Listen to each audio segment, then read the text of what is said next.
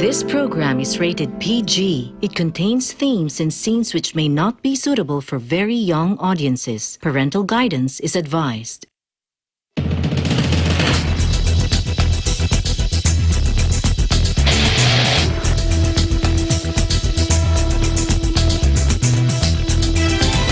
We're working to connect a region of over 600 cultural bridges between our lands.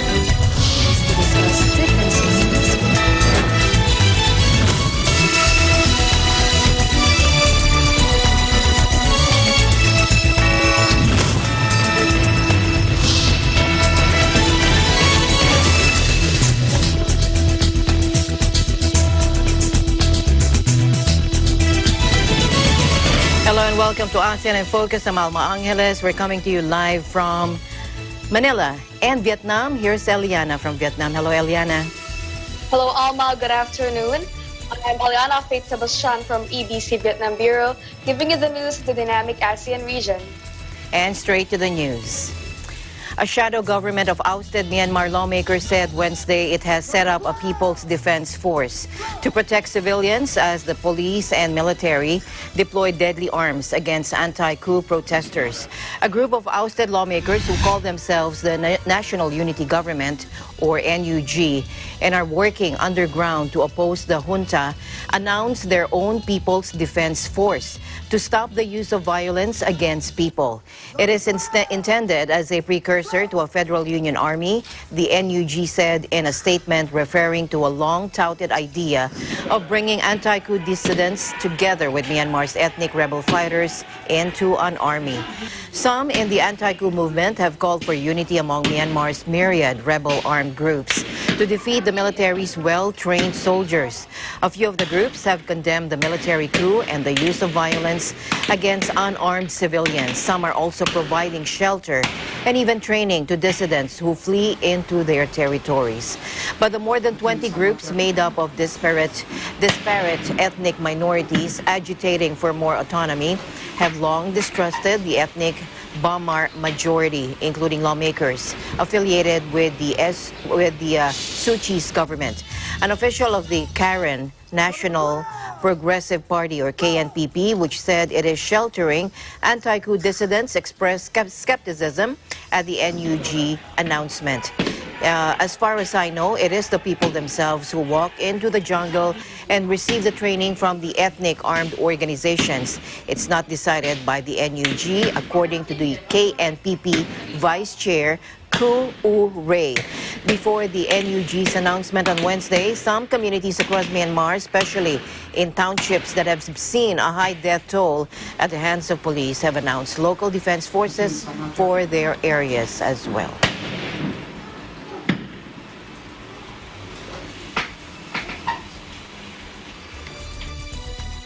State media reported Tuesday night that 5 protesters, including a former MP with Suu Kyi's party, were killed when they tried to plant a bomb in the southern region of Bago. Bombs have exploded sporadically across the country in recent weeks, especially in Yangon. Authorities have blamed some of the blasts on instigators. The country has been in turmoil since the military deposed civilian leader Aung San Suu Kyi, triggering a mass uprising of daily protests and a nationwide boycott from civil servants. So far, nearly 770 people have been killed in deadly crackdowns, according to a local monitoring group, though the junta has far lower death toll, which it blames on rioters.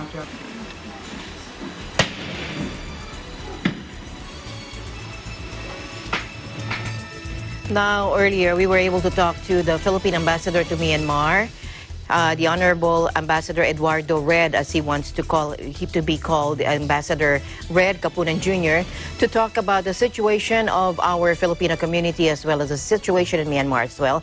Let's listen in. Okay po. Ayan, thank you very much for gracing our program today, the Honorable and Ambassador to the Philippine Ambassador to Myanmar, the Honorable Eduardo Kapunan Jr. Welcome back to the program, sir. Yes, kumusta na po kayo right now? If I got the numbers right po, no, ang COVID situation po, unahin ko na lang po muna, 143,000 cases. Pero ang laki po ng recovery, 132,000. Deaths is just 3,209. Regarding COVID, we do not have a full grasp of the situation in Myanmar right now. We rely fully on the reports of the Ministry of Health of Myanmar. And we know for a fact that they are not just transitioning everybody else in the Ministry of Health, and a lot of health workers supported the protest. So dito sa mga diary na nakikita namin ngayon dito, more than 1,000 warrants of arrest were issued to different kinds of doctors. So, in essence, the medical services here hindi masyadong kumikilos. Well, may kumikilos naman. Pero the reports that they're giving about COVID infection, I believe, is not near accurate. It's not accurate altogether. During the past months when rallies were so big, na magkarami talaga, hundreds of thousands were in the rallies. Yes, sir. Walang social distancing. Ang mask, minsan, nawawala na. And there was no report whatsoever about COVID results on these occasions. Samantalang naniniwala kami na dapat nag-spike up ang COVID dito, which is not reported. But of course, with that in mind, we still encourage the Filipinos not to go out, not to really observe the health protocols set by our government, by the Philippine government, para hindi na tayo magkaroon ng problema. So far, iisa lang yata ang Pilipino nagkaroon ng COVID dito. And it was not a fatal one. And after that, wala na. So that's as far as COVID is concerned dito sa Myanmar. Sir, you mentioned about the Filipino community there. Can you update us on the situation of our Filipinos there? I don't know. Are they in any way affected? Well, everybody's affected. The effect of COVID and the effect of this political upheaval here affects everybody. It doesn't distinguish kung ano nationalidad mo. It affects everybody. As far as Filipinos are concerned, we started out with about 1,200 to 1,300 Filipinos in Myanmar, working in Myanmar. Our recent survey, after several repatriation flights, we have about 600 plus remaining Filipinos here. Yun na lang ang problema namin. But these Filipinos are all willing to go home kung sabihan sila ng gobyerno natin na umuwi na kayo. Of course, repatriation rate na nga. Pero so far as of now, wala pang ganun. They are being repatriated on their own volition. So, ang ano lang nila is, because we're on level 4, alert level 4, if they go home to Manila, they are reported to the Department of Labor, and they will not be allowed to come back to Myanmar until the alert level is dropped. We are at alert level 3 pala ngayon.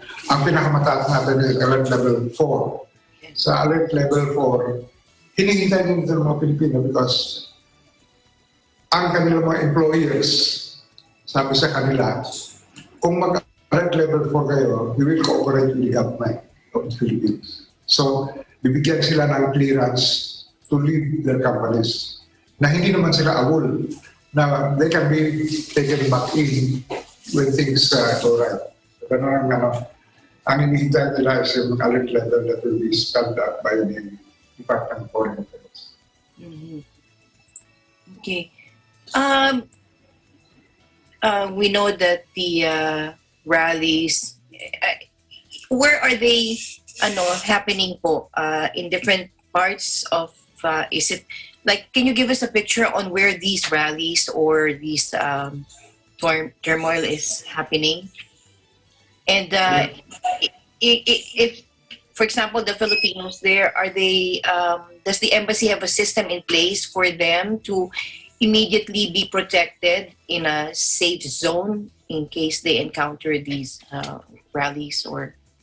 We have a contingency plan in place.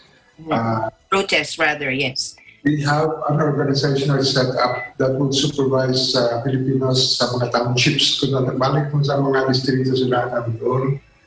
We designate mga volunteer leaders na ina-account sila palagi. And all of those updated reports are passed on to the embassy for our records. Ngayon, should there be any emergency, hindi ko na lang mabanggitin yung detalye ng aming contingency plan. May pupuntahan sila kung saan namin sila kukonektahin. And then, dadalhin namin sila sa isang designated hotel where they will be booked. And doon sila maghihintay ng repatriation flight. All of this will be paid for by the Philippine government. Iingit nga yung ibang mga nationalities, like mga British, sabi nila bakit sa Pilipinas ginagastusan ng gobyerno ang evacuation ng mga nationalities sa kanila daw, kanya sila evacuate. So, ang sagot ko doon kasi, ang Philippine government places premium on our OFW as we claim them to be our new heroes, di ba? So we treat them as our new heroes. Ano po ang policy ng gobyerno natin sa DOP. So, worldwide, really, food security is a concern. And recently, I had in my news that the World Food Programme's Deputy Country Director said an estimated 3.4 million people could fall into worrying stages of food insecurity over the next 6 months over there. Tapos, a UN report also said that the turmoil in Myanmar, coupled with the impact of the pandemic, could result to up to 25 million people, or nearly half of the country's population, living in poverty by early next year. Yes, that's correct. Ang pinaka-importante i-monitor sa Myanmar is the economic downturn. Kasi ito magiging dahilan kung bakit gutumin ng mga tao. At ang kasabihan nga is, a hungry people is an angry people. So it can exacerbate the situation.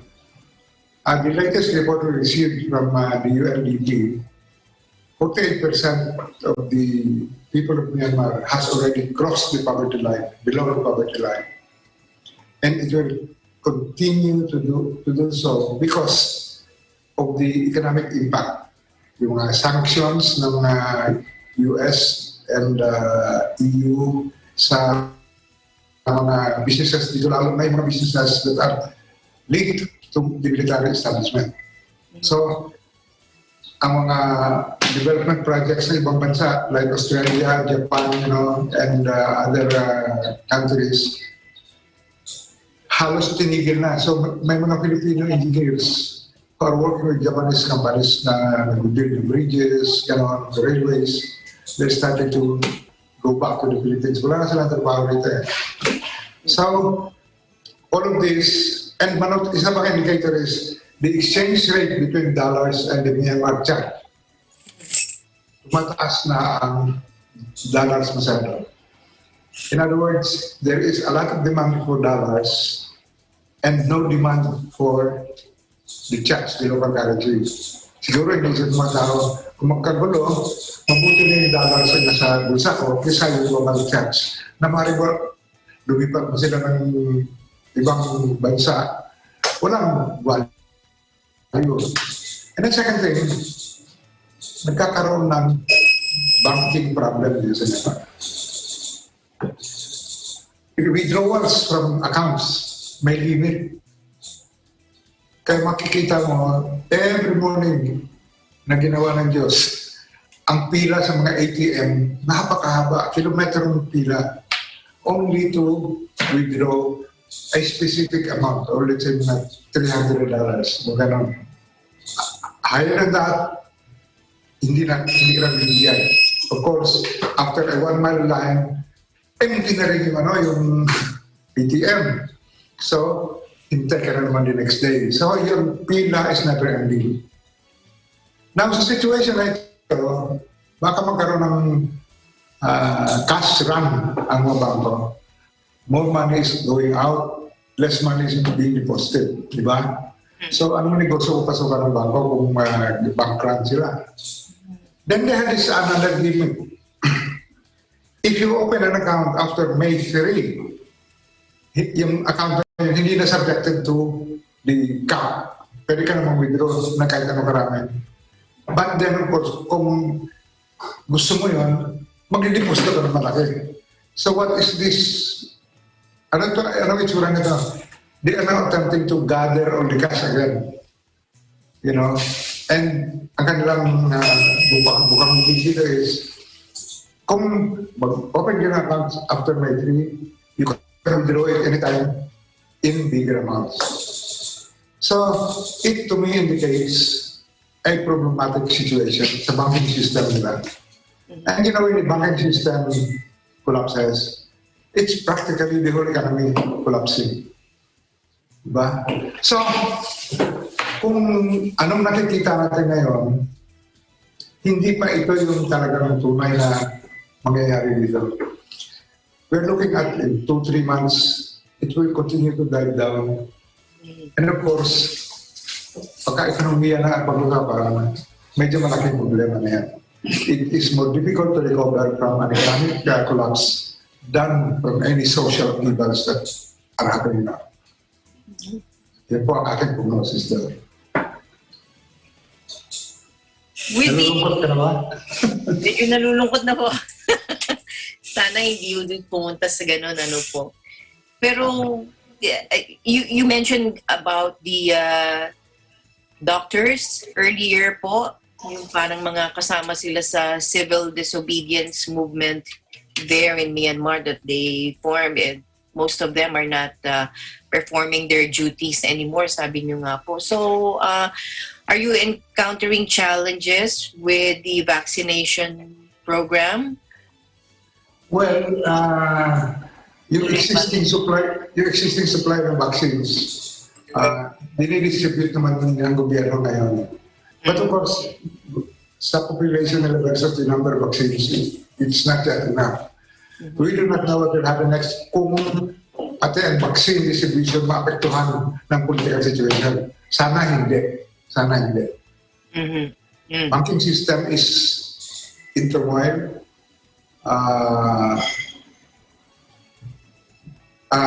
The value of money is going down. What are these indicators of? These are all indicators of nagbubagsak na ekonomiya. Just to make a point, ano po yung ASEAN's 5-point consensus, since you mentioned earlier, outlined in a statement issued after the meeting, indicated 5 issues pala ho yun, ending violence, starting constructive talks among all parties concerned, sending aid to Myanmar, appointing a special envoy to facilitate talks, and for the envoy to be allowed visits to the country, which until now she has still been denied so visit there. You're thinking about the ASEAN position, no? Yes po.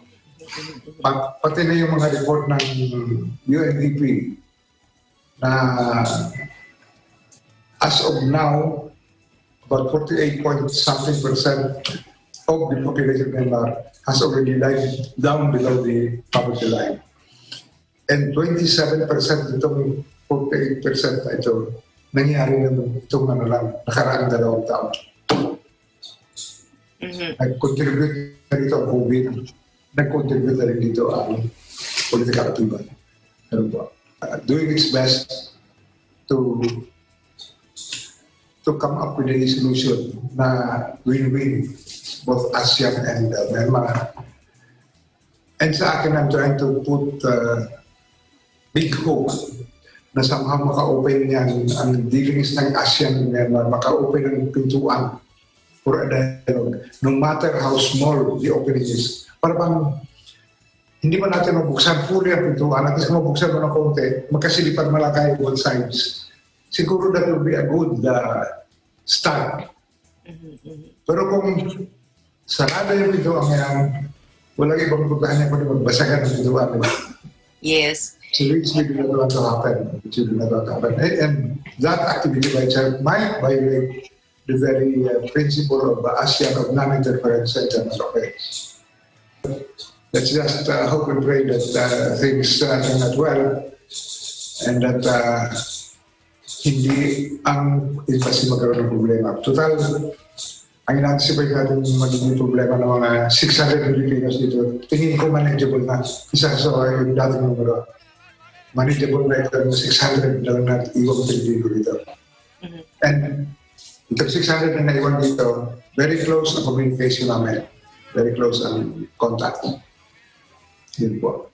And well, let's just hope and pray that things turn out well and that hindi ang embassy magkaroon ng problema. Total, ang in-anticipate natin magiging problema ng mga 600 Filipinos dito, tingin ko manageable na. Isa sa yung dating numero. Manageable na ito ng 600 lang na iwang Pilipino dito. And itong 600 na naiwan dito, very close ang communication namin. Very close ang contact. At the truth of the matter is, dito sa Yangon, which is the business capital of Myanmar, medyo nag-stabilize siya from the outside.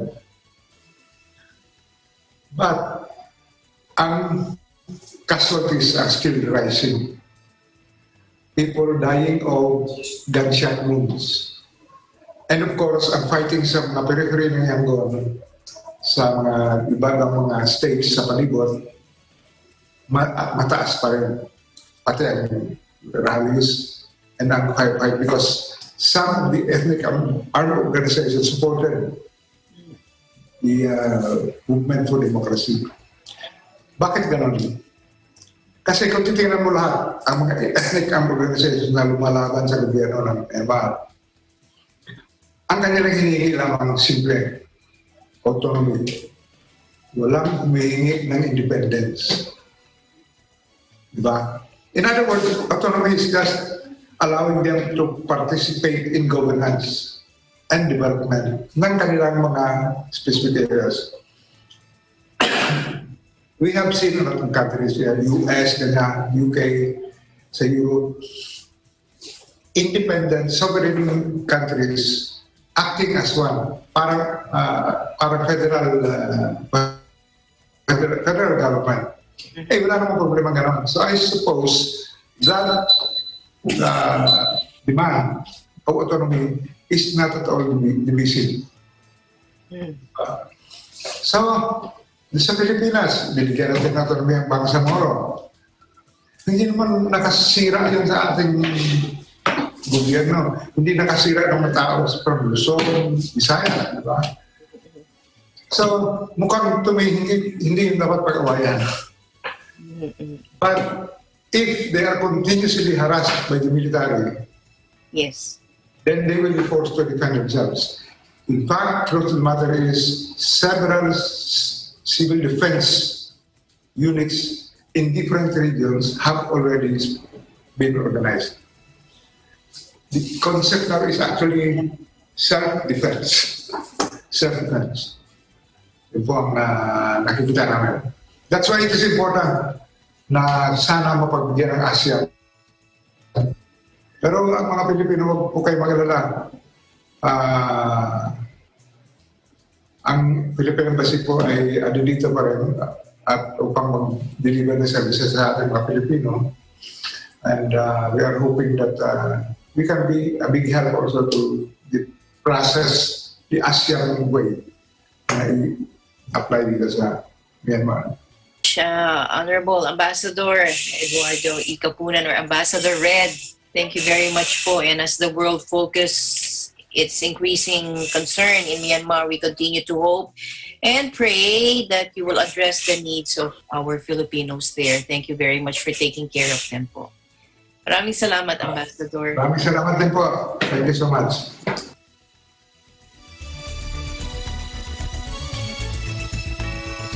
ASEAN in Focus will be back after a short break.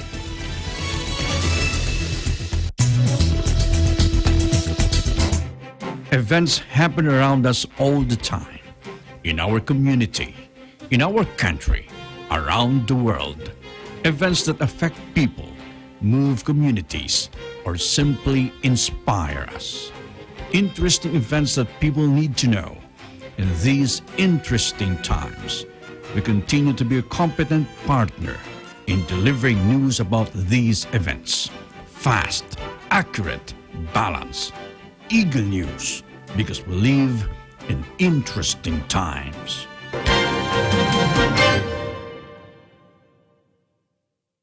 He will never be you, na na na na, and my heart will never be the same. He will never be you, na na na na.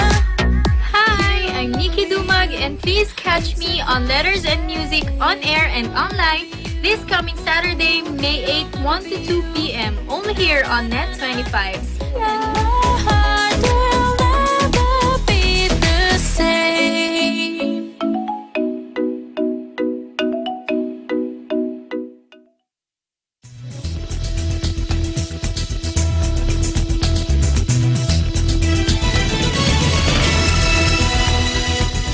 Welcome back to ASEAN in Focus. Malaysia will tighten coronavirus curbs in the capital to combat a fresh spike in cases, with only essential businesses allowed to operate and restaurant dining in banned, authorities said Wednesday. The partial lockdown in Kuala Lumpur, initially set to last from May 7 to 20, comes a day after officials announced tougher restrictions in several districts surrounding the city. The Southeast Asian nation was hit by a fresh COVID-19 outbreak at the start of 2021, prompting authorities to reintroduce curbs not seen since the start of the pandemic and declare a state of emergency. Infection rates fell and measures were eased, but cases started climbing again in recent weeks as people went out to shop and socialized more. Announcing the new curbs in Kuala Lumpur, Defense Minister Ismail Sabri Yaacob said at least 70 new infection clusters were detected in the city last month. Only certain types of businesses, such as supermarkets, petrol stations, and medical clinics, will be allowed to operate while the restrictions are enforced, he said. Eateries can remain open, but only for takeaways. Most people have already been working from home for months. Health authorities in the country of 32 million reported 3,744 COVID-19 cases Wednesday, around half in the capital and neighboring Selangor state, and 17 deaths. Daily cases have frequently topped 3,000 in recent days. Malaysia's outbreak remains less severe than in many other countries, with officials reporting over 400,000 cases and almost 1,600 deaths.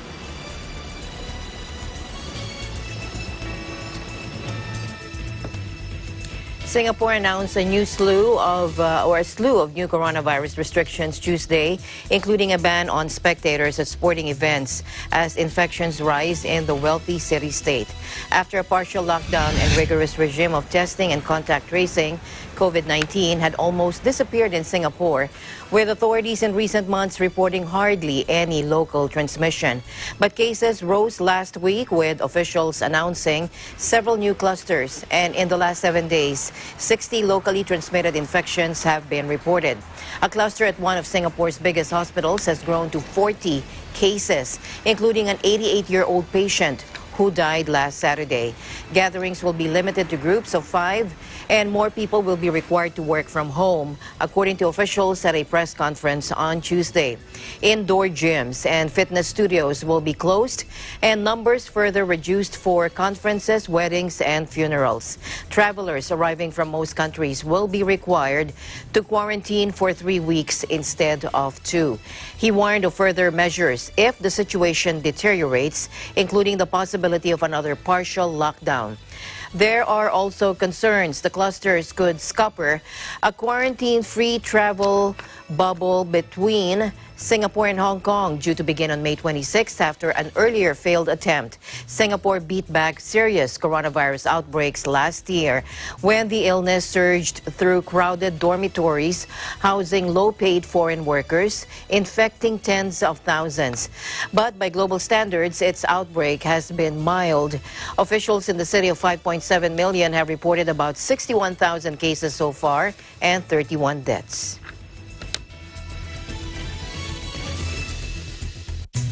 The Thai capital, Bangkok, has been the epicenter of the country's third wave, with authorities struggling to contain the outbreak since it was first detected in a nightlife district in early April.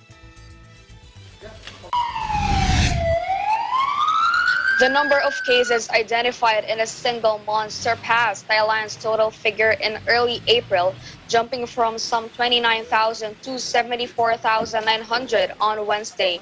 For families who have lost loved ones to the disease but are unable to afford a funeral, a volunteer association, Siam Non-Tanbury Foundation, has stepped in to help, offering free services in coordination with Wat Rat Prakong Tam, a Buddhist temple in Non-Tanbury, a suburb of Bangkok.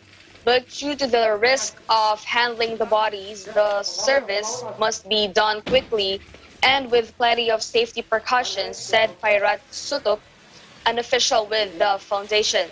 Buddhist Thai funeral rites can last several days, with family members able to place flowers on the body before it is moved into the flames. But with a disease like COVID-19, everything has changed. A daughter's final words to her 59-year-old mother on Wednesday are brief, saying a farewell as she placed some robes on the altar. Having seen so many of these fast-track funerals in the last month, Pairat's only words of advice is for those with older family members to take the utmost precautions. Thailand so far has 315 deaths from COVID-19. Officials say the third wave's rapid spread is due to the British variant of the virus, which was first detected last month. On Wednesday, authorities said they have recorded its first case of the Brazil variant in state quarantine, which can reinfect people who have had the original strain.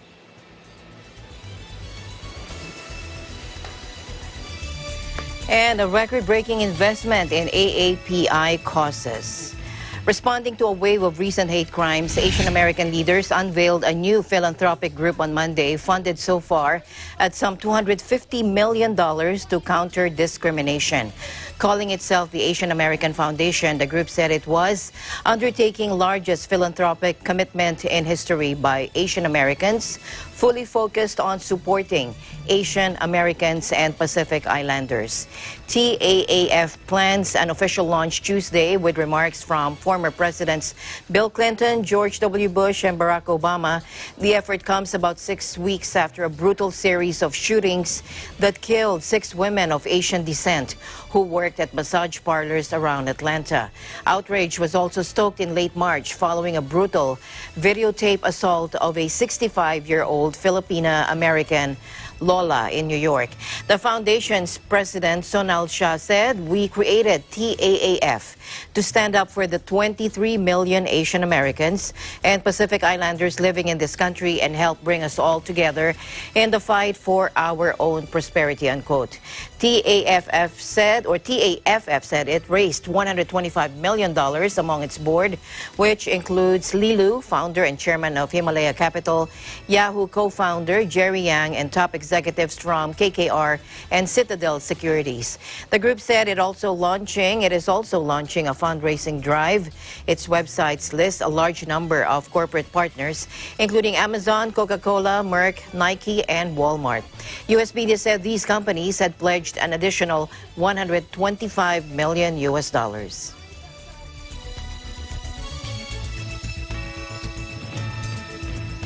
Cabinet Secretary Carlo Alexte Nograles clarified that the IATF no longer requires RT-PCR tests on Filipinos wishing to travel to various places in the Philippines unless the LGU requires it as a requirement. Another IATF directive to LGUs is that travelers no longer need to be subjected to quarantine unless they show symptoms of COVID-19 upon arrival at their destination. Ginawa po natin, nagawa tayo ng general rule. Ang general rule po ay no testing required. No testing required. Ang exception na hinihingi ng mga LGUs ay pagbigyan po, daw po sila ng kumbaga ng pagkakataon o karapatan na mag-require ng some sort of testing before flying. So ang naging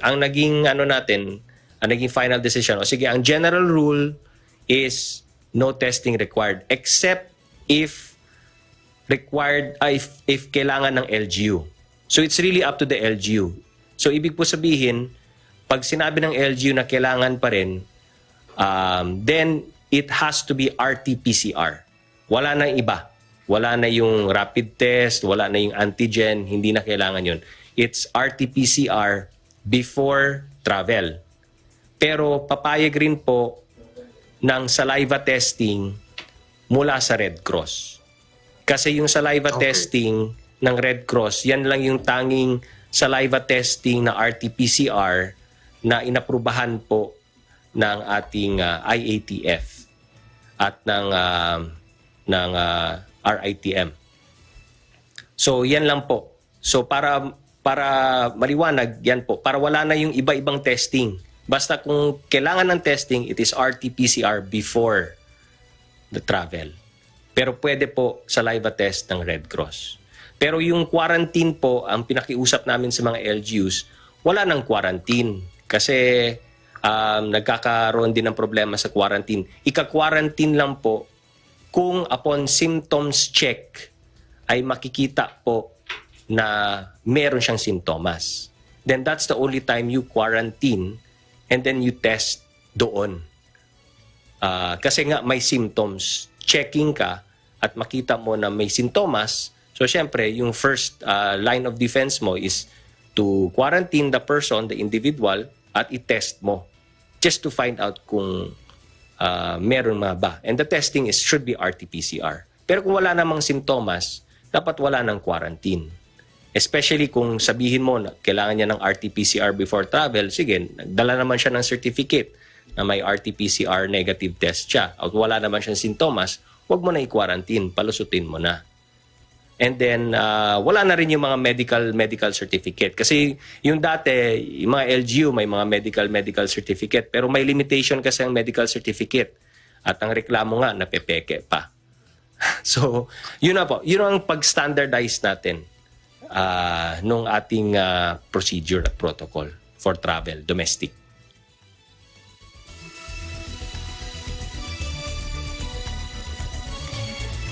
Staying in the Philippines, President Duterte ordered the withdrawal of COVID-19 vaccines developed by Chinese state-owned pharmaceutical company Sinopharm. Despite having received the first dose of the brand himself, the president said he told an ambassador that he wanted the vaccines pulled out over concerns that the Sinopharm vaccines has yet to be cleared for emergency use by the FDA.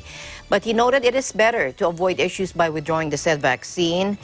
He apologized for this, but he said this is also legal. Let's listen in. Yung concerns nila about others following. Just before this meeting started, I had a talk with the ambassador. Sabi ko sa kanya, ang mga experts nagsabi na wala pang ano ito, hindi pa dumaan ng examination sa atin.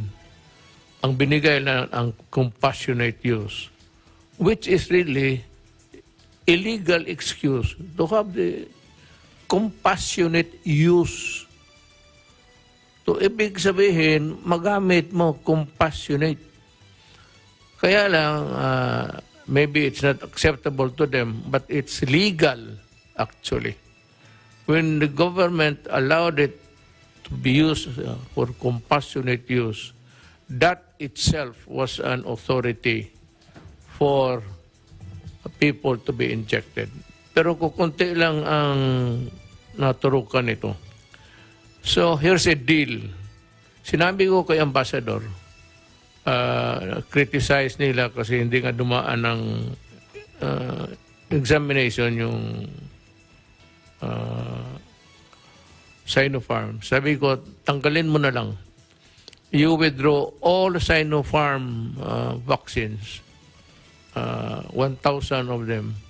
Huwag ka na lang magpadala ng Sinopharm dito para walang gulo. Sabi ko, bigay mo lang sa amin yung Sinovac na ginagamit sa lahat. Na ngayon, kayong nakikinig, sabi nila delikado daw. There are plenty. 55 of them it says that it's deleterious or dangerous for you. Wag na kayong gumamit. Doon na kayo sa Sinovac. But Sinopharm has been used in Brazil, in Indonesia. Pero the fact that ang may kunting na hindi dumaan, para walang tanggalin na lang natin. So we are sorry, you are right, we are wrong. Ang Sinopharm, maybe tomorrow or following day, wala na yan. I made it as a personal request. Ngayon yung tinurok sa akin, I said, it's a decision of my doctor. And all things said, this is my life. Alam ko man, compassionate use. So there was this legal point that made it possible for me to sinabi ng doktor, Sinopharm, because of the record outside of the Philippines na maganda ang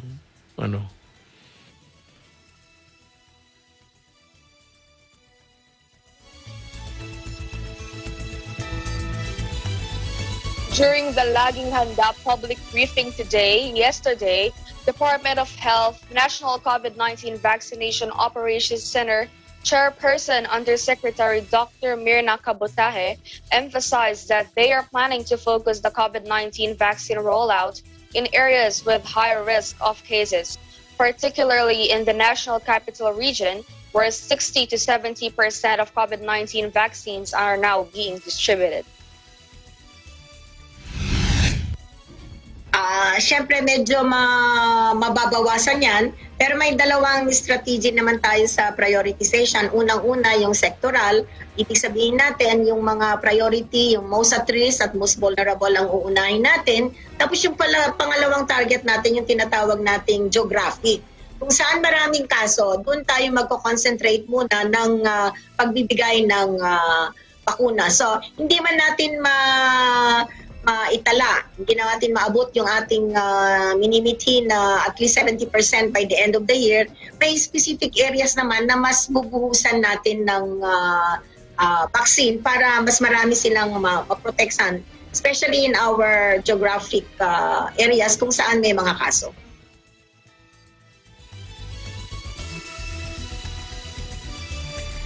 In Vietnam now, the country has extended the quarantine period for anyone arriving in the country to 3 weeks, according to authorities, following a fresh community outbreak of the coronavirus.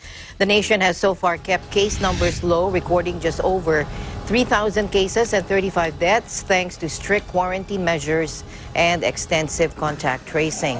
But Vietnam reported its first community outbreak in weeks last Thursday, and other clusters have since emerged. Several cases have been linked to people who tested positive after their 2-week stay in hotel quarantine had ended. The new quarantine period will now be 21 days. The announcement came after one of the country's best hospitals, which has treated many COVID patients, went into lockdown on Wednesday after a doctor tested positive for the virus. 14 others at the National Hospital for Tropical Diseases in Hanoi were later to be found infected. About 800 medical workers, patients, as well as any relatives who were visiting at the time the lockdown was announced must remain in the hospital for 2 weeks, according to authorities. Vietnam has also detected cases in the community of a COVID-19 variant believed to be behind a devastating surge in infections in India. The last community outbreak, centered on the northern city of Hai Duong, was successfully contained last month. But the country has been on high alert and amid a spiraling outbreak in other parts of Southeast Asia, including Cambodia and Laos, which both share a border with Vietnam.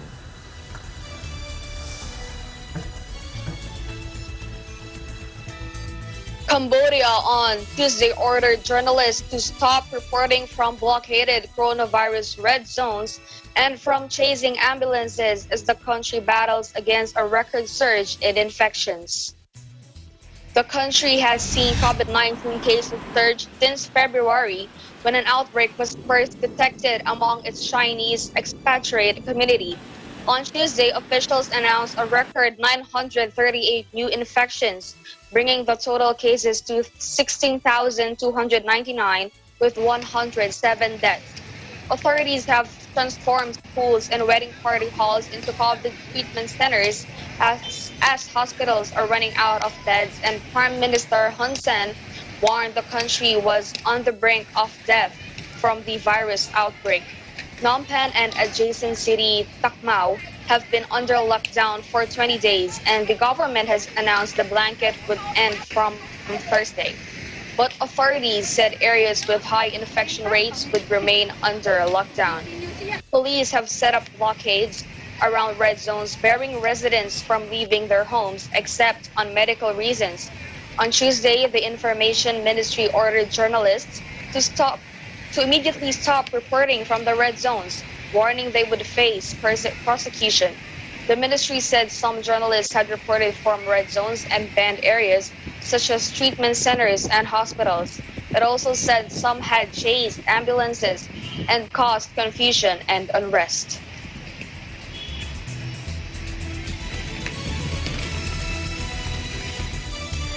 Back to the Philippines, the country will start receiving the bulk of coronavirus disease or COVID-19 vaccines of up to 7 million doses this month. That according to Vaccine Czar Secretary Carlito Galvez Jr. Also Chief Implementer of the National Task Force Against COVID-19. Let's listen in. Sa ngayong gabi po, maganda po mga balita po natin, sir. Yung vaccine po natin ngayon, not in trickles na, sir, ba? May mga volumes na po tayo, sir. So, ang magandang balita po natin, Mr. President, maganda po yung magiging volumes po natin this coming May, dahil may positive po na nangyari na yung COVAX mukhang makapag-deliver na po ng Pfizer at saka ng AstraZeneca. So yung second dose po, Senator Bongo, yung second dose, wala na po tayong problema. Meron po tayong makukuha ngayong May. More or less baka 1 million or 2 million na AstraZeneca.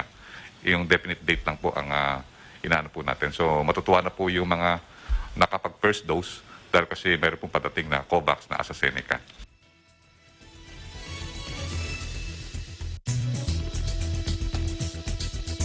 Starting May 7, the Philippines will also temporarily ban passengers coming from Pakistan, Bangladesh, Nepal, and Sri Lanka, or those who have been to those countries within 14 days before their travel to the Philippines. This is according to the Department of Health, which issued a statement on Thursday, May 6. Earlier, the Philippine government banned travelers from India following reports of another variant possibly causing a surge in that country.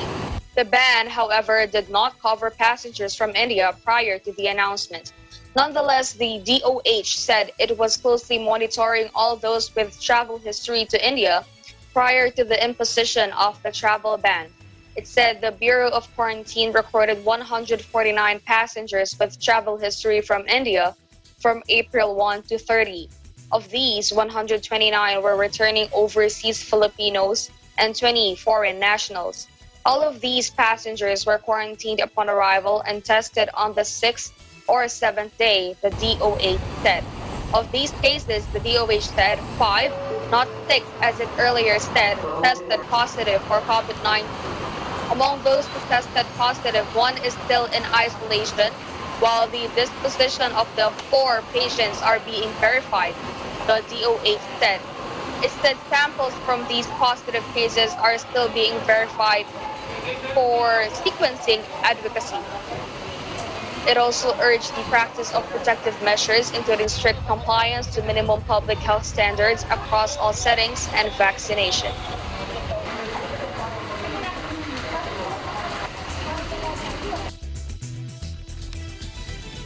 In other news, Agriculture Secretary William Dar is looking to expand the country's agricultural imports, particularly coconut products, to Germany.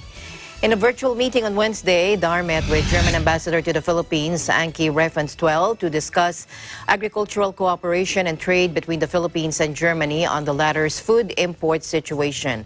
Secretary Dar said balance of trade is in favor of the Philippines, with tuna, banana, chips, pineapples, and desiccated coconut as the Philippines' top 4 agri-exports to Germany.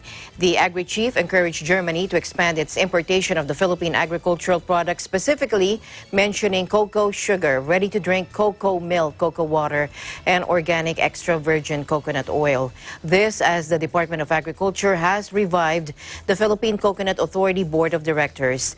The new set of directors lays out the coconut development plan to help boost the economy. Germany, he said, is one of the country's leading partners in agricultural exports. In a January 2020 report of the Philippine Statistics Authority, Germany is next to the Netherlands as the major trading partner in export among the European Union member countries. Exports of agricultural goods to EU member countries in the third quarter of 2019 amounted to $265.39 million US, or a share of 12.5% to the country's total exports, which was $5.06 billion US.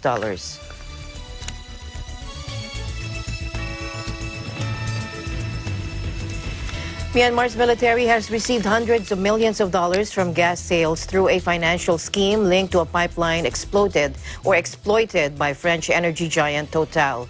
According to a French newspaper, they reported this on Tuesday.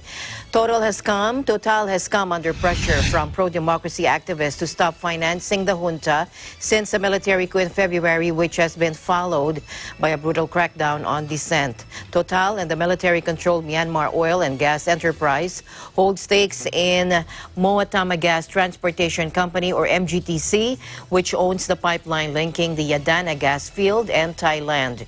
MGTC, which was created in 1994 and incorporated in Bermuda, has set exorbitant prices for the transport of gas, according to Le Monde newspaper, which cited company accounts and audits. Now, this allowed the military to directly receive money from gas transport via its oil and gas company, with turnover of $523 million in 2019 against just $11 million in charges. Le Monde said this allowed a tax optimization for MGTC shareholders at the expense of the Burmese state.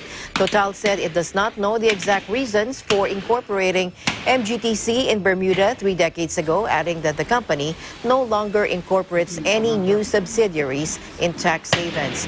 The French energy giant said the creation of separate companies to exploit the pipeline and transport the gas was not unusual, adding that similar arrangements exist in the North Sea and other countries.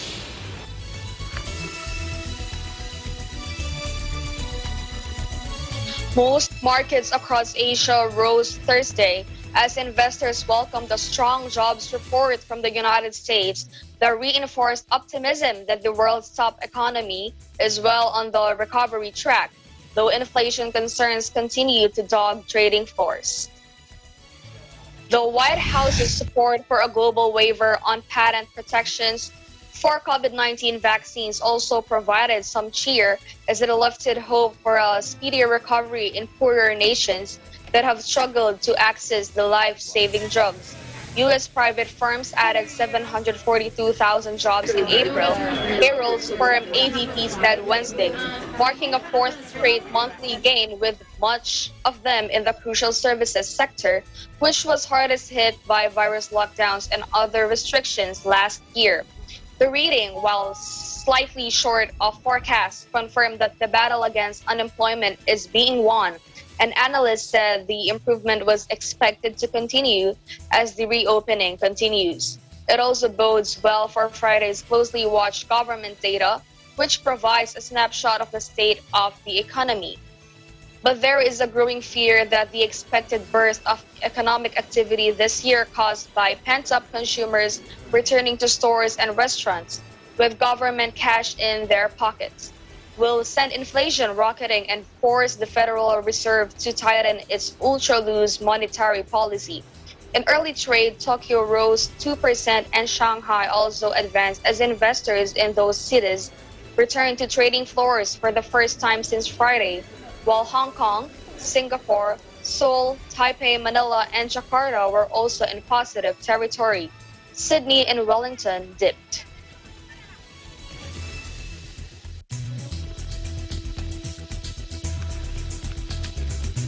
As always, thank you, Eliana, for joining us today. Thank you, Alma. This is Eliana Faitz-Shan from EBC Vietnam Bureau, bringing you the news in the dynamic ASEAN region. Stay updated about the Southeast Asian nations and live in interesting times. We'll see you back tomorrow. I'm Alma Angeles, and we live in interesting times.